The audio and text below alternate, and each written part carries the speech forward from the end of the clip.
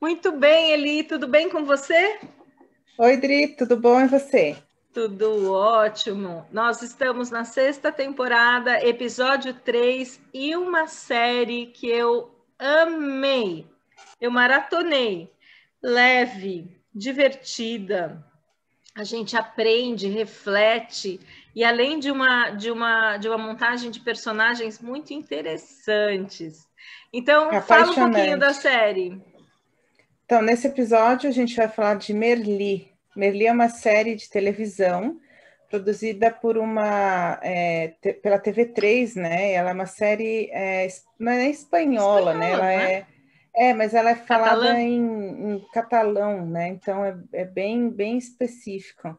E ela fala sobre um professor de filosofia, que é o Merli, que entra lá na escola, né, acho que é o ensino, seria equivalente aí ao Segundo ensino grau. médio, É, segundo ensino grau, médio. né, em que ele é um professor de filosofia que usa métodos aí pouco tradicionais para incentivar os alunos a pensarem sobre a vida. Mas ele mesmo é um cara diferentão aí, meia idade, meio doido, meio fora do padrão, né, em todos os sentidos. E ele é apaixonante. E eu pelo menos, eu não maratonei, a gente foi assistindo aos poucos, mas depois, no fim, a gente não conseguia parar de E falar. Até rendeu. hoje a gente rendeu, até hoje a gente usa algumas expressões brincando e fico com muita saudade Tipo assim, da série. parapatéticos?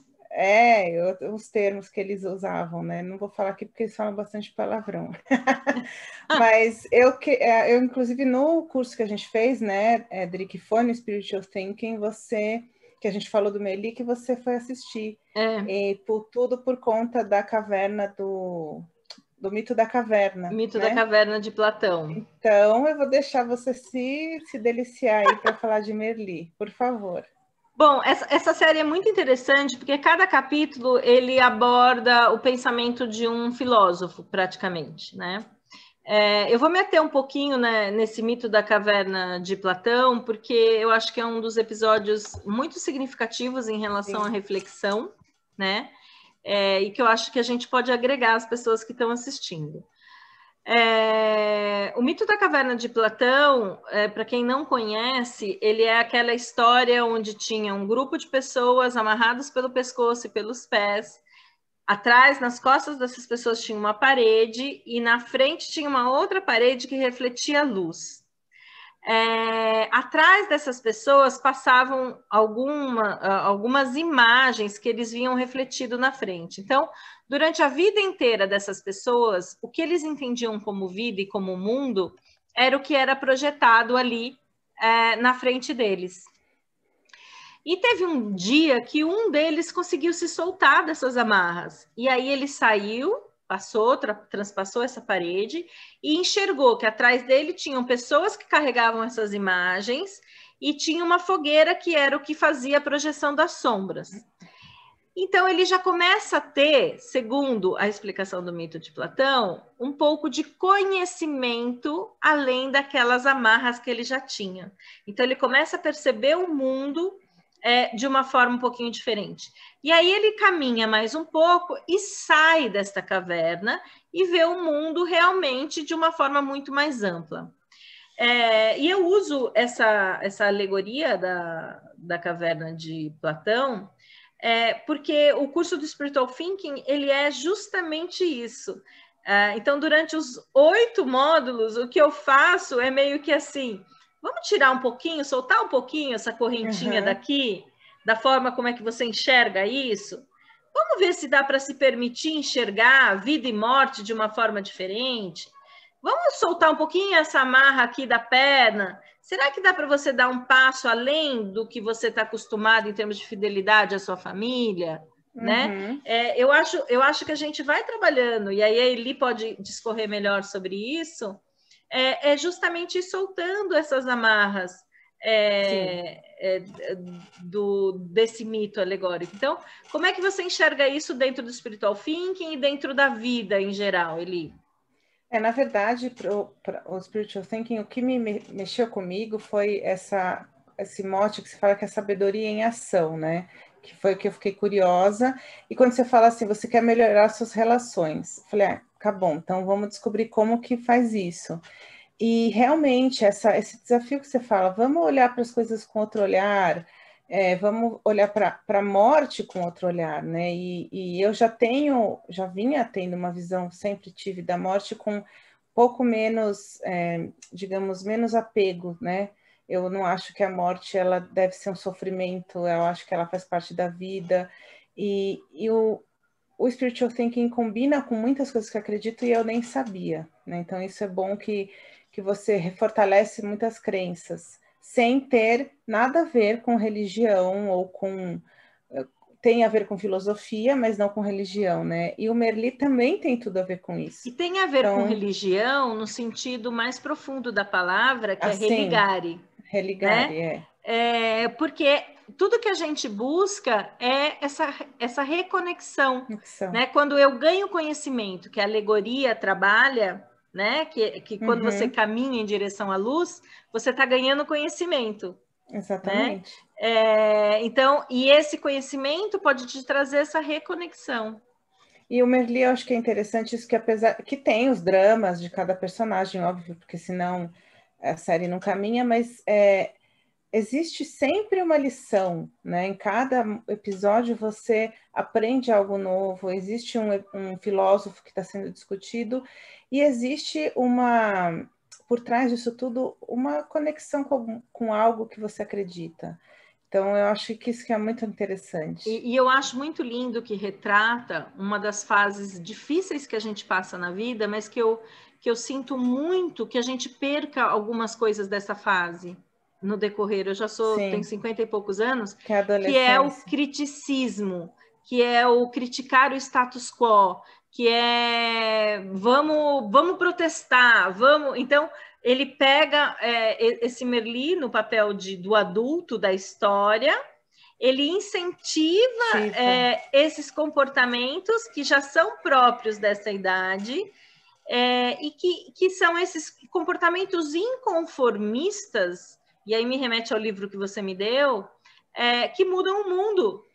E a gente simplesmente, com o decorrer da vida, a gente vai, é assim que funciona. Então, para não sofrer tanto, vamos andando de acordo com o que rege, né? Esse livro que eu estou falando que ela me deu é original. É como os inconformistas... Originais? Original é série também, né? Mas é outra, do vampiro, se não me engano. Originais, como os inconformistas mudam o mundo. Então, é um livro maravilhoso também. E eu acho que essa questão do inconformismo está muito nessa série. Né? E você sabe que, voltando ao autor desse livro, ele lançou agora, em abril, vai acho que chegou agora aqui no Brasil, que chama Think Again. Pense de novo? Então, assim, o repense, ele tem agora um hashtag que é Rethink, ele tem podcasts, né, que ele fala da vida no trabalho e faz entrevistas com pessoas que pensam, que repensam a forma de viver. O Adam Grant, na verdade, ele é um Merli do nosso tempo, né, na minha opinião, porque ele é um cientista social e ele faz isso, ele analisa comportamentos e ele lançou esse livro que eu quero muito ler, porque para mim, não sei se eu sou uma inconformista, mas eu sei que a forma como ele pensa me faz analisar ele traz tudo muito coisas. Baseado, é muito interessante, porque ele traz muito baseado em estudos, ele não é um achômetro. Ele não inventa, não é um achômetro. E eu acho que essa série retrata isso de uma forma leve. Existe a descoberta de um personagem homossexual, existe a descoberta da sexualidade na adolescência. Descoberta do amor, né? Que é bonito. Isso, a descoberta do amor, a redescoberta de possibilidade de amar mais velho, né?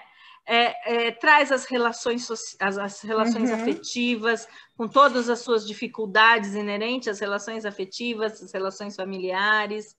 Então, é realmente uma série muito gostosa, muito gostosa. Você lembra de mais algum episódio que teve ele lá interessante? Porque eu acabei falando do Platão. Eu acho que teve um muito interessante, que é aquele do menino que tem o pai que é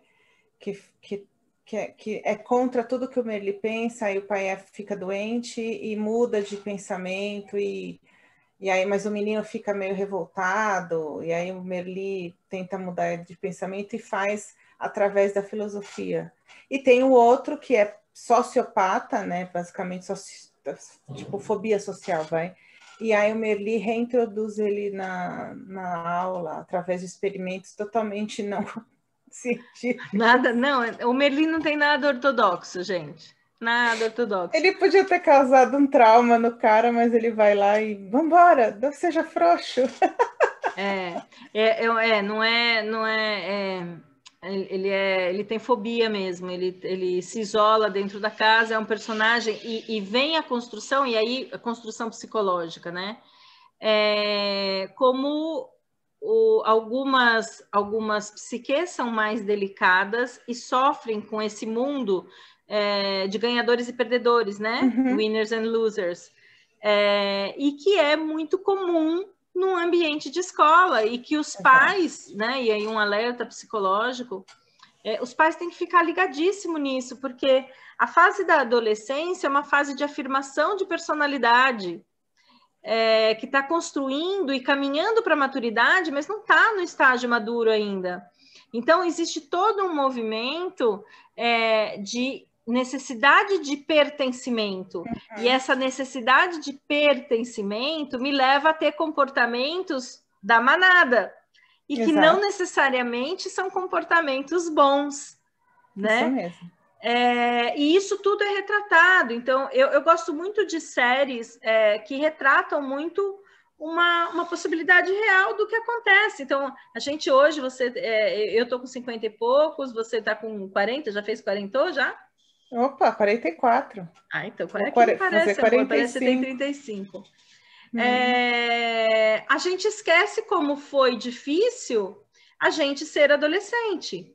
E eu vou dizer para você que eu ainda não tive uma adolescência muito complicada, porque aos 14 anos eu resolvi fazer uma dieta, eu era gordinha, dos 9 aos 14 eu fui gordinha, e aos 14 anos eu dei uma guinada. Nas férias eu fiz uma dieta que eu voltei outra pessoa, dos 13 para os 14. E aí isso ajudou com a minha autoestima, ajudou a encontrar o meu espaço. Por que eu estou falando isso? Porque você ser diferente nesta fase é muito complicado. É muito complicado. Eu sei. Isso, você sabe, Eli? Eu sei. Como isso é que a gente era? Deixa para um outro episódio. Ou deixa para um outro episódio. Era nerd? Você tem cara de ser total, nerd. Né? É lógico. Isso não muda nunca. Ainda posso emagrecer, engordar. Eu sempre fui estudiosa, mas da turma do fundo e bagunceira. Não. E não adianta, são características que a gente leva, né? Mas assim, eu vou dizer para você que eu sofri? Não, porque eu encontrei minha turma, digamos assim. Mas é óbvio que você leva alguns traumas. Mas eu não é como hoje em dia que você vê o bullying, que as pessoas chegam a se matar, tirar a própria vida e tal, como a gente vê em muitos seriados, enfim. Mas o Merli, eu acho que ele traz essas análises, como você falou, de uma forma leve e séria, né? Ao mesmo tempo, tem uma análise que deve ser feita.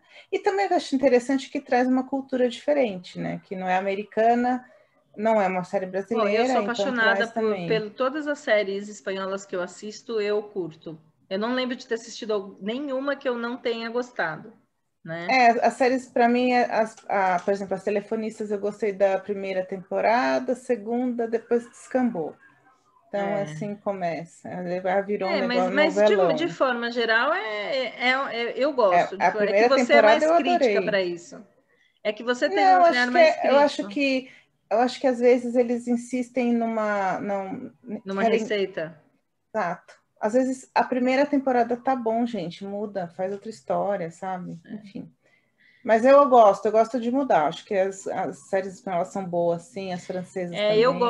Eu gosto muito de analisar essa construção de personalidade. Por exemplo, na Casa de Papel, a construção dos personagens é maravilhosa. Porque você passa... bem legal. A engenhosidade da série é muito legal. Não, e o aspecto psicológico que você pega e se apaixona pelos bandidos. E você defende os bandidos e os mocinhos são os ruins. Olha como eles constroem a história para você enxergar diferente e vai mudando. E dentro dos ruins, o que era muito ruim, você entende psicologicamente por que ele tinha aqueles tipos de comportamento. Então, eu gosto muito dessas análises psicológicas, dessas transformações, dessas construções de personalidade dentro dos seriados. Eu gosto muito. Quando isso me surpreende, sabe? Sim, eu gosto. Foge também do clichê, a moça que era negociadora virou bandida, fugiu com o bandido, né? Então, Na Casa de Papel. Aí já descambou. Mas eu acredito que pode acontecer.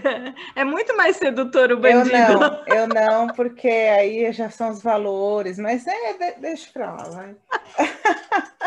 Aí já é um outro episódio. É para outro capítulo, até que o nosso tempo já estourou. Gente, acho que é isso mesmo. Fechamos, falamos sobre Assistam Merli. Assistam Merli. Então, gostaram? Curtam aí, dão um ok. Meu canal no YouTube é Adriana Vico e o seu, Eli? Eliana Leite. Muito bem. Fiquem com Deus. Isso aí. Beijo. Tchau, tchau.